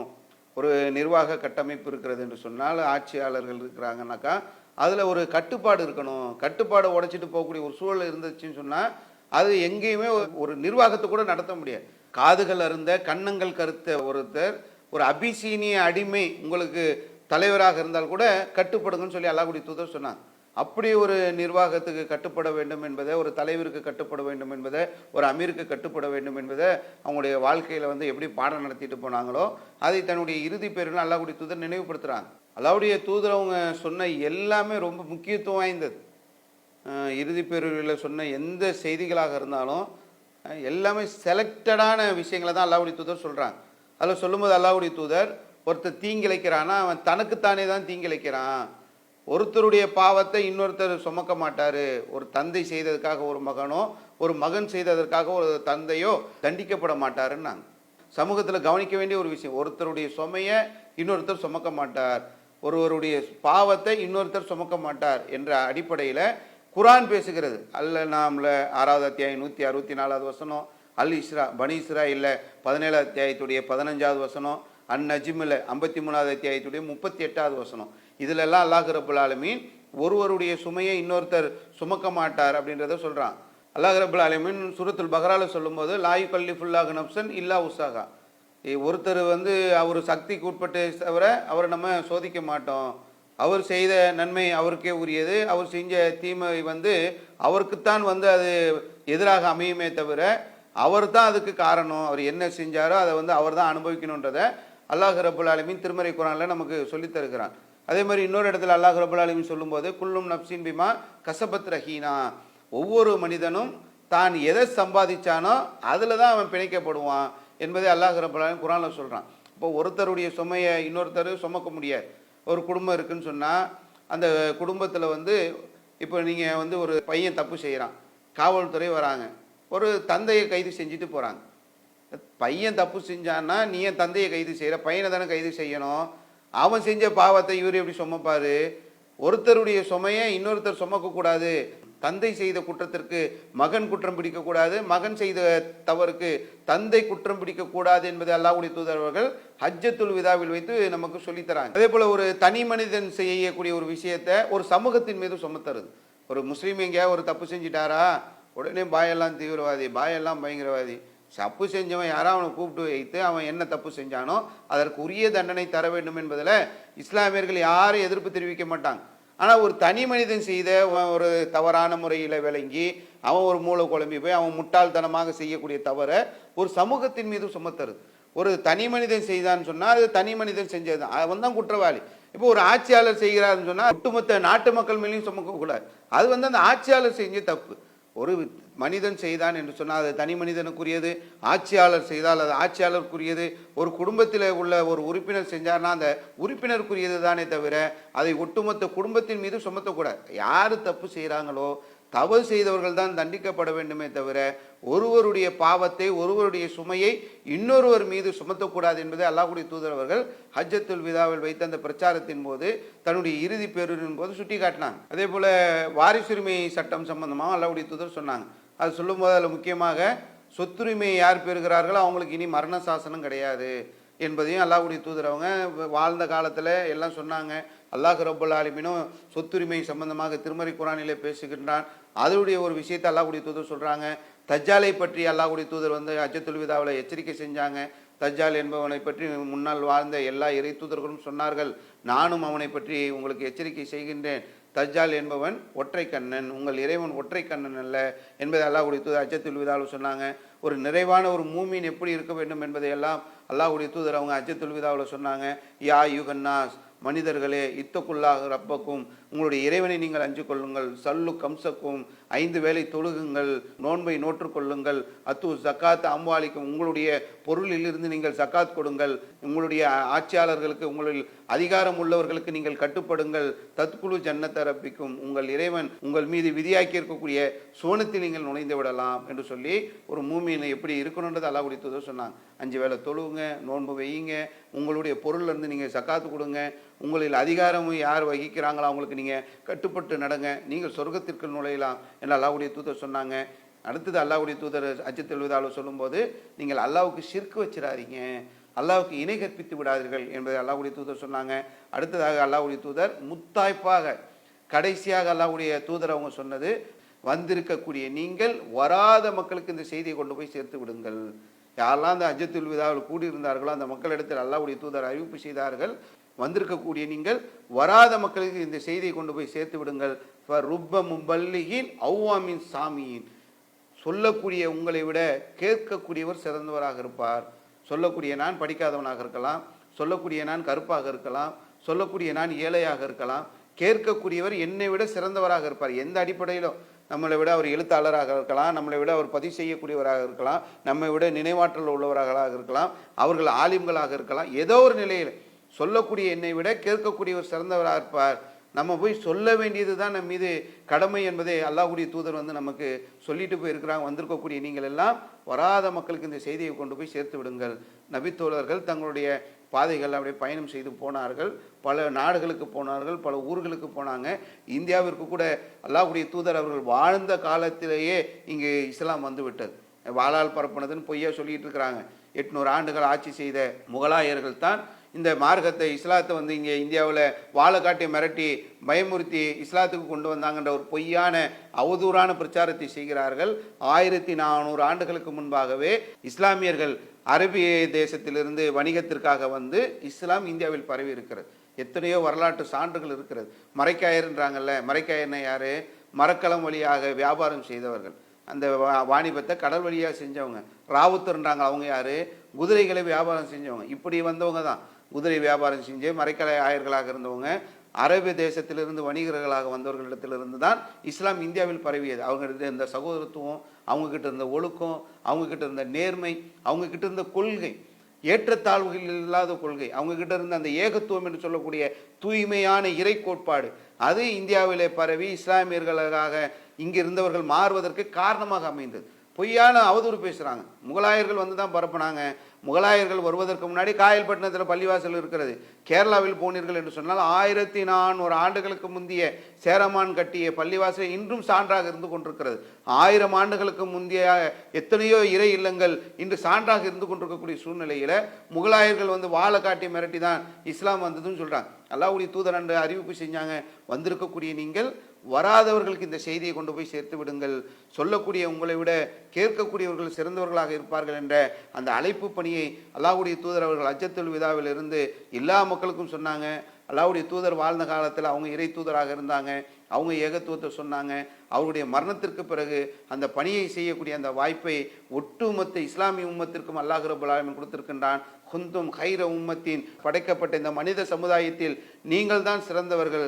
தஅமுருன பில் மஅரூஃப் தன்ஹவுன அனில் முன்கர், நீங்கள் நன்மையை ஏவுகிறீர்கள், தீமையை தடுக்கிறீர்கள் என்று சொல்லி அல்லாஹ் ரப்பல் ஆலமீன் நன்மையை ஏவி தீமையை தடுக்கக்கூடிய பணியை ஒட்டுமொத்த இஸ்லாமிய சமுதாயத்திற்கும் அல்லாஹ் ரப்பல் ஆலமீன் கடமையாக்கி இருக்கிறான். அல்லாஹ்வுடைய தூதரவர்கள் தன்னுடைய ஹஜ்ஜத்துல் விதாவில் வைத்து வந்திருக்கக்கூடிய நீங்கள் வராத மக்களுக்கு போய் சொல்லிவிடுங்கள் என்று சொன்னார்கள். அல்லாஹ்வுடைய தூதர் வாழக்கூடிய காலத்திலே சொன்னார்கள், வல்லுவ இன்னி வலவாயா, என்னை பற்றி ஒரு செய்தி தெரிந்தால் கூட அடுத்தவர்களுக்கு இதை நீங்கள் கொண்டு போய் சேர்த்து விடுங்கள் என்று சொன்னார்கள். அற்புதமான இந்த இஸ்லாமிய கொள்கை கோட்பாடுகளை கையில் ஏந்திருக்கக்கூடிய நாம் இதை அடுத்தவர்களுக்கு கொண்டு போய் சேர்க்க வேண்டிய பொறுப்பும் கடமையும் இருக்கிறது. அல்லாஹு அக்பர், அல்லாஹ்